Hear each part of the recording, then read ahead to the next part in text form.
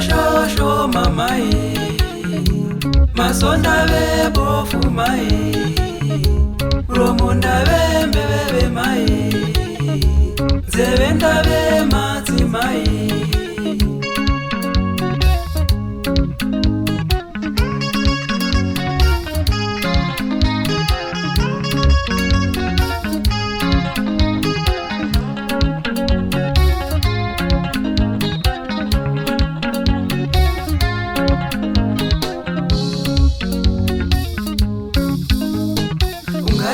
aende kunoenda vamwe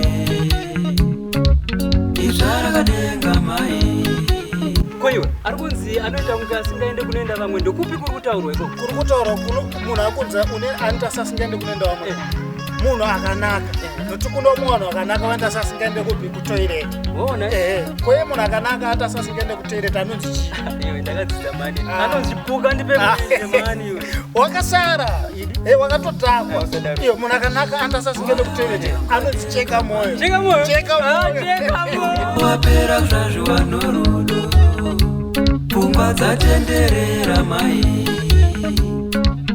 icheka moyo wangu cheka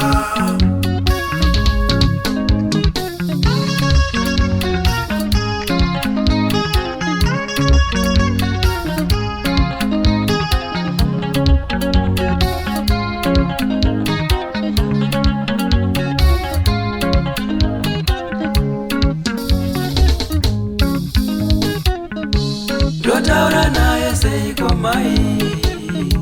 vatete ndibatsire iwe ana vangove utititi ana changove chigayo zvacho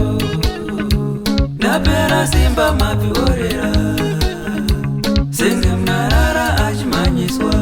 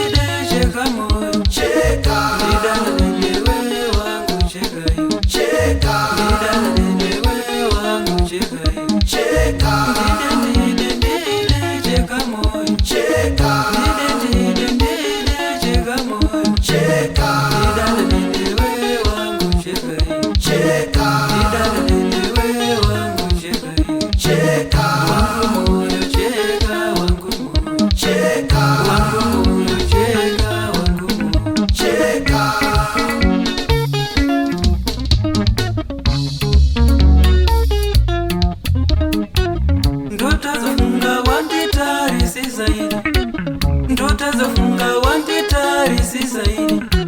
ndodudu zapa unoswedera iwewe ndodudu zapa unoswedera iwewe nerangstandi chasiva ereini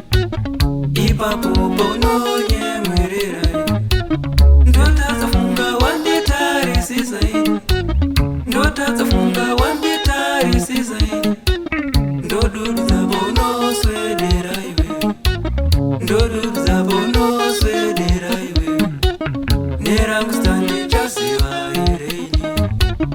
ipapo paunonyemwerera wangu moyo cheka wangu moyo cheka wangu moyo cheka wangu moyo cheka cheka